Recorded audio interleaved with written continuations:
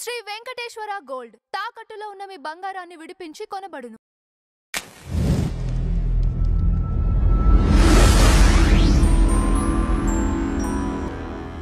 జనరల్‌గా ఏ గ్రంథాలకైనా ఇప్పుడు రామాయణం, లేకపోతే వేదాలు, పంచమవేదాలు కొన్ని తీసుకుంటే వేటికైనా వాటి కావ్యం పేరుంటుంది. అవును. కానీ మహాభారతం, భారతానికి మాత్రమే మహా అని ఎందుకు పెట్టారసలు? ఇప్పుడు రామాయణం ఉంటుంది. రామాయణము అనంటే రాముడు నడిచిన దారి అని. రామ ప్లస్ ఆయనము అని. అంటే ధర్మము అని. ఓకే. ఇది రామాయణంకుండే మీనింగ్. సో, ధర్మం చాలా సింపుల్ వేలో అర్థం అవ్వాలి అనంటే రామాయణం వింటే సరిపోతది అని అంటారు. కానీ ప్రాబ్లమ్ ఎక్కడొచ్చిందంటే ధర్మాన్ని సింపుల్‌గా అర్థం చేసుకోవడం వల్లనే ధర్మంలో ఉన్న సూక్ష్మం అర్థం గాక రావణాసురుడు హీరో అయిపోతున్నాడు. ఓకే.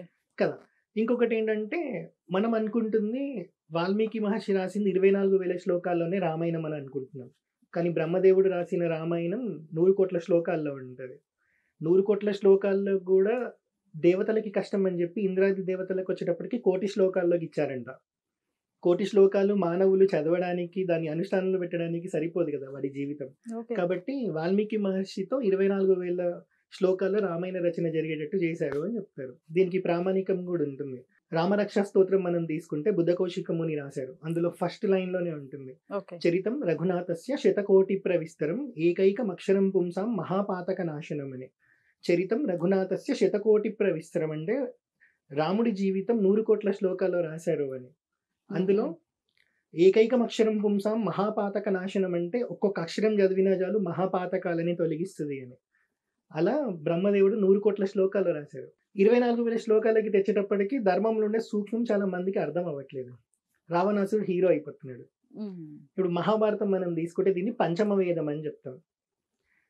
అందుకే దాని ముందు మహా అనేది ఉంటది. వేరే పురాణాలు ఎక్కడ కూడా మీకు ఆ వర్డ్ కనపడదు. భారతంలో మాత్రమే ఉంటది. ఓకే. వచ్చేది కలియుగం. ధర్మం చాలా సింపుల్‌గా చెప్పాలి. సో, అందుకే మహాభారతం 1,00,000 శ్లోకాల్లో ఉంటుంది. పంచమ వేదము అని అన్నారు. ఎందుకంటే కలియుగంలో వేదం నేర్చుకునే సామర్థ్యత కూడా మనిషికి ఉండదు.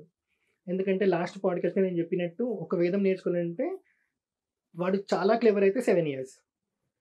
కొంచెం యావరేజ్ అనుకున్నప్పుడు 12 ఇయర్స్. లేదా ఇంకొంచెం టైం పడుతుందనుకో 15 ఇయర్స్ పడుతది ఒక వేదం నేర్చుకోవడానికి.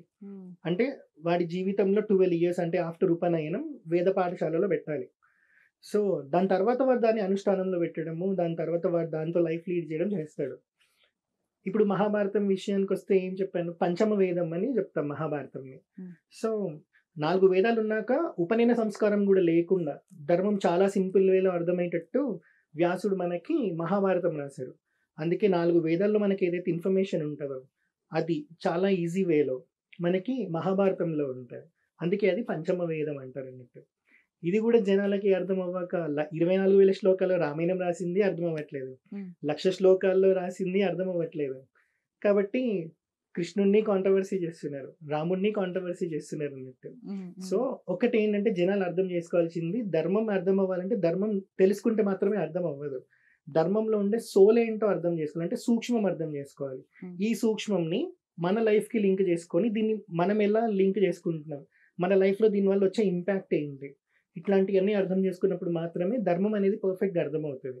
సో, ఈ ధర్మంలో ఉండే సూక్ష్మము, తర్కం ఎవరికైతే అర్థం అవ్వదో వాళ్ళేం చేస్తారంటే ధర్మం అర్థం చేసుకుంటారు. బావుంటది అప్పటి వరకే. సూక్ష్మం తెలీదు. కాబట్టి ఎవడో ఒకడొచ్చి క్వెషన్ చేశాడనుకోండి డౌట్‌లో పడుతున్నారు. సో, ధర్మం అర్థం అవ్వాలి అంటే ధర్మంలో ఉండే సూక్ష్మం తెలియాలి. దాన్ని లాజికల్‌గా, తర్కంగా ఎలా అర్థం చేసుకోవాలో గూడా మన లైఫ్‌కి లింక్ చేసుకుంటే మనం ఎలా లీడ్ చేయగలుగుతాం దాన్ని. పాజిటివ్ వేలో ఉంటుందా? నెగెటివ్ వేలో ఉంటుందా? వచ్చే ఇంపాక్ట్ ఏంటి? ఇట్లాంటియన్నీ అర్థం చేసుకున్నప్పుడు మాత్రమే మనకి పర్ఫెక్ట్ ధర్మం అనేది అర్థమవుతది. రైట్. అయితే ఇప్పుడు చాలా మంది కూడా కృష్ణుడి మాయ, హ్మ్. అసలు ఈ మాయ అనే వర్డ్ తీసుకొచ్చిందే ఆయన. ఏంటి అసలు ఈ మాయ? ఈ మాయతత్వం అనేది పుట్టిందే ఆయన వల్ల అని కొన్ని విమర్శలు కూడా మొదలుపెట్టారు. ఏంటి మాయ అనే దానికి డెఫినేషన్ ఏమిస్తారు? ఇప్పుడు గుడికెళ్తున్నాం. ఎవరో ఒకళ్ళొస్తారు ఇంటికి. ఏమవుతది? ఆడితో మాట్లాడడానికి కోసం గుడికి వెళ్ళడం మానేస్తాం. అంటే ఒక ఫోనొస్తది.